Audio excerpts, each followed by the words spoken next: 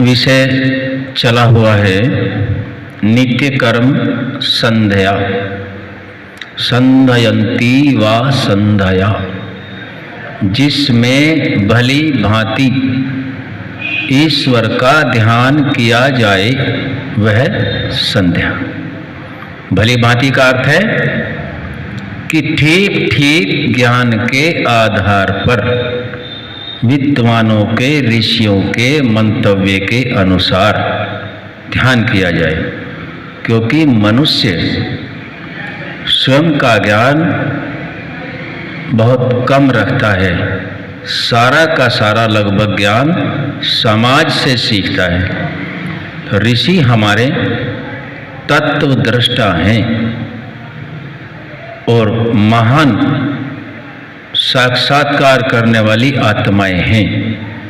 उनके द्वारा दिए गए ज्ञान के अनुसार ही हम अपने मनुष्य जीवन के मुख्य उद्देश्य को पूरा कर सकते हैं। उद्देश्य तो बहुत सारे हैं, लेकिन मुख्य उद्देश्य ऋषि ही बताते हैं कि वो क्या है, और ऋषि वेद के अनुकूल जो ईश्वर की वाणी है। संध्या में समर्पण मंत्र को हम समझाने का प्रयास कर रहे हैं। हे ईश्वर दया निधे भवत् कृपयानेन जप उपासना आदि कर्मणा धर्मार्थ काम मोक्षाणाम सत्य सिद्धिर भवेन्नः। इस मंत्र पर हमने जप शब्द तक विचार किया था। ओम का अर्थ है सर्वरक्षक। हे ईश्वर, ईश्वर का अर्थ है जो ऐश्वर्यों से युक्त है। दया निधि, जो दया सभी पर करते हैं, जिसके पास दया की निधि है।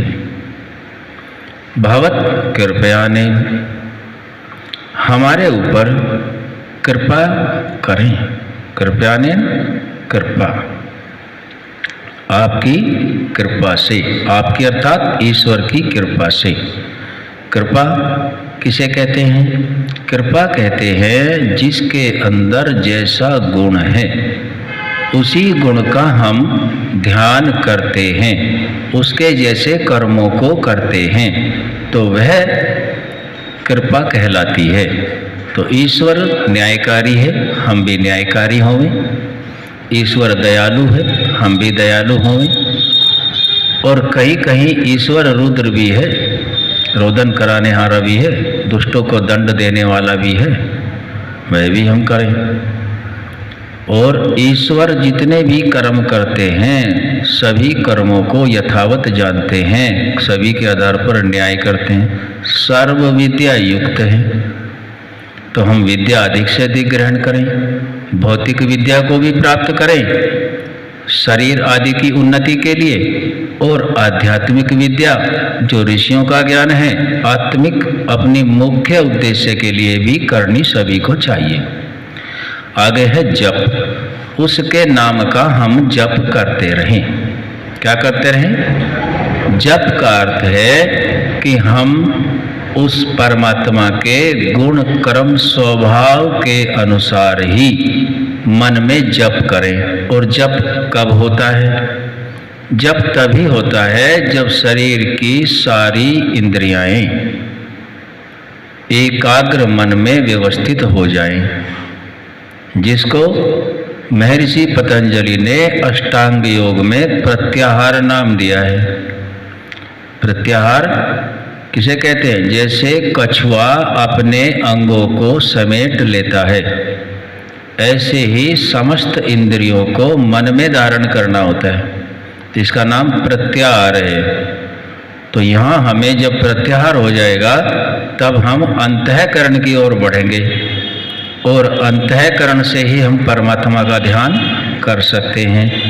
ईश्वर स्तुति प्रार्थना उपासना का तीसरा मंत्र भी यही कहता है। कि उसको ध्यान करने का एकमात्र साधन अंतःकरण ही है। अंतःकरण के अलावा यदि हम किसी इंद्रिय से किसी क्रिया को करते हुए उसका जप कर रहे हैं तो उस जप से हमें ठीक ठीक लाभ नहीं होता।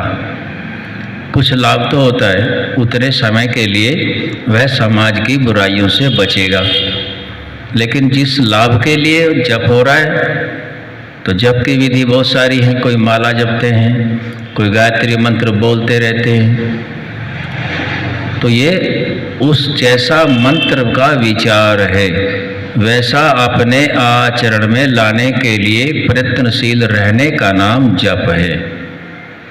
इससे अगला कौन जानना चाहते हैं? जप से आगे बढ़ें। जप से आगे कौन सा शब्द पूछेंगे? कौन पूछना चाहते हैं?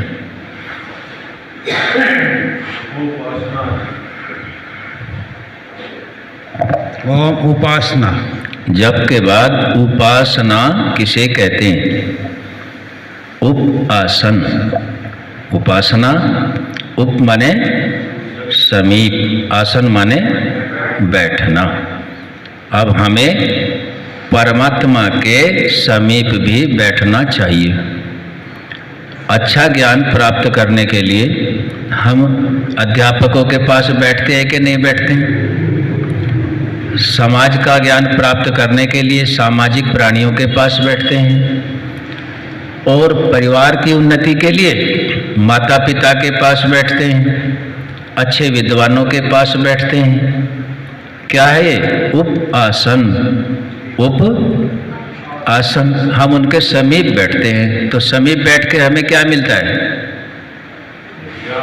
समीप बैठ के उनके गुणों का हमें ज्ञान होता है। जैसे उपासन, आपको सर्दी लगी हुई है। क्या लगी हुई है? सर्दी लग रही है, तो आप किसके पास बैठोगे? अग्नि के पास बैठेंगे।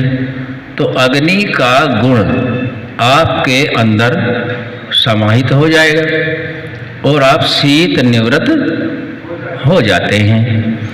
इसी प्रकार से हमें परमात्मा की कृपा का पात्र बनने के लिए जब हम उसका गुणों से ध्यान करेंगे तो परमात्मा के गुण भी हमारे अंदर समाहित हो जाते हैं। अब इसमें हुए कौन कौन हैं?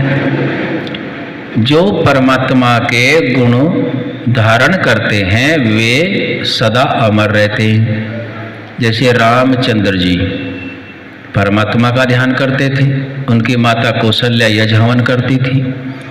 श्री कृष्ण महापुरुष हैं, योगी पुरुष हैं, युद्ध की संधि के लिए जा रहे हैं, लेकिन देखा ऋषि लोग जा रहे हैं संध्या के लिए, रथ से उतरे और वहाँ गुरुकुल में पहुँचे, आश्रम में, वहाँ संध्या उपासन करके तब आगे बढ़े।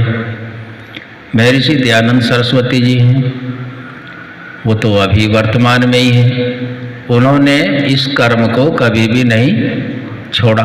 समाज के, राष्ट्र के, मानव मात्र के, स्त्री जाति के लिए, पाखंड के लिए अन्य बहुत कार्य किए। इन कार्यों को करते करते ऋषि दयानंद ने मुक्ति का मार्ग नहीं छोड़ा।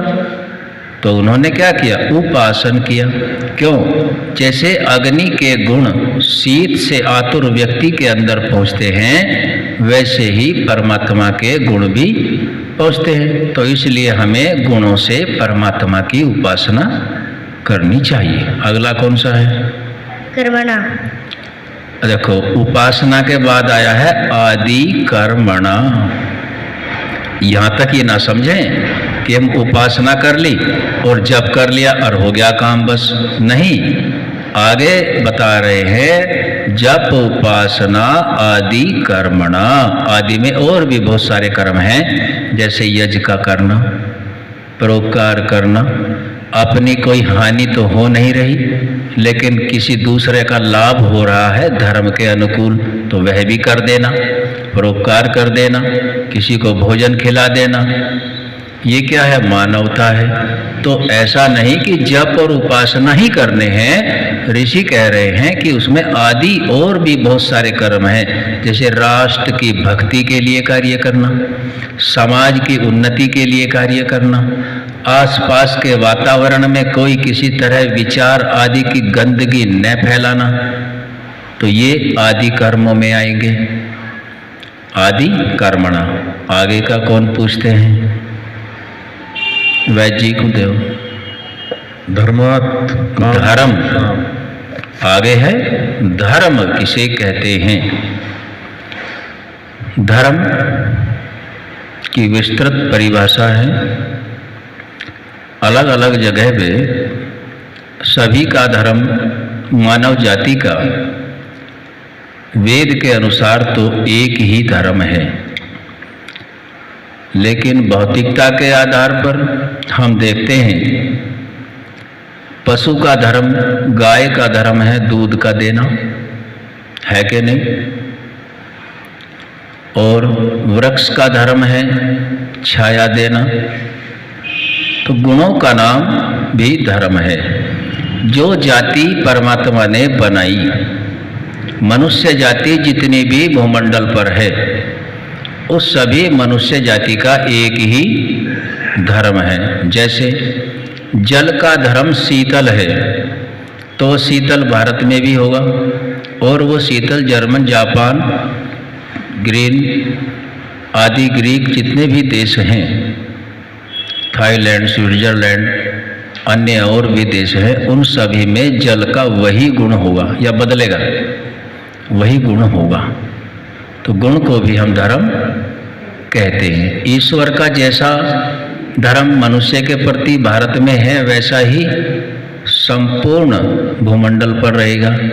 तो इसलिए सभी जातियों का जितने भी वृक्ष हैं, वृक्ष एक जाति के एक धर्म में है, पशु उसी धर्म में है, मनुष्य भी उसी धर्म में है, और सबका बनाने वाला वह धर्म का अधिष्ठाता ईश्वर, और ईश्वर का दिया हुआ ज्ञान वेद।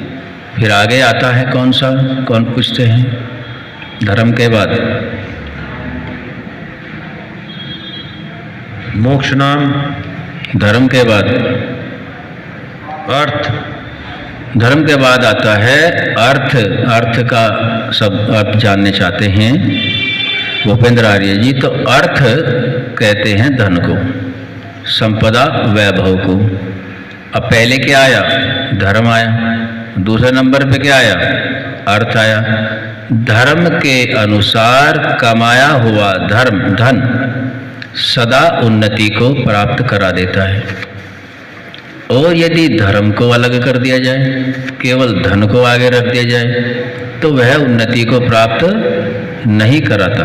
कुछ समय के लिए दिखता तो है, लेकिन वो धर्म के अनुसार महर्षि मनु क्या कहते हैं? अधर्मेण एधते तावत् ततो भद्राणि पश्यन्ति सपतनायंजति समूलस्य विनश्यति। अधर्मात्मा मनुष्य धर्म की मर्यादा को छोड़कर, किसकी? धर्म की। अधर्मात्मा मनुष्य यदि धर्म की मर्यादा को छोड़कर क्या करे? जैसे वेदों की निंदा आदि कर्म करता है, प्रथम तो वह बढ़ता है। क्या करता है? बढ़वार होती है। कैसे बढ़ता है? जैसे जल तालाब के बंध को तोड़कर चारों ओर फैल जाता है, ऐसे वह बढ़ता है। धन से बढ़ता है, पद से बढ़ता है, और विश्वासघात आदि कर्मों को करके पराये पदार्थों को भी हर लेता है। पराये पदार्थों को हरता है, और उस बड़े हुए धन से बलपूर्वक शत्रुओं को भी जीतता है। यान, स्थान, मान, मर्यादा, पद, प्रतिष्ठा और वैभव को प्राप्त होता है। प्रथम होता है। कौन होता है? जो अधर्मात्मा है। अंत में क्या लिखा? समूलस्य विनश्यति। लेकिन उसका जो अंत है, जैसे जड़ से कटा हुआ वृक्ष होता है, वैसे समूल जड़ सहित शीघ्र ही वह नष्ट भी हो जाता है। कब होता है? जब वो धर्म के अनुकूल धन का उपार्जन नहीं करता। धन होना चाहिए, खूब होना चाहिए, लेकिन धर्म के अनुकूल जो धन होगा वही स्थिर रहेगा और ना उसे कोई परेशान करेगा। आज अर्थ तक ही रखेंगे, आगे फिर ओम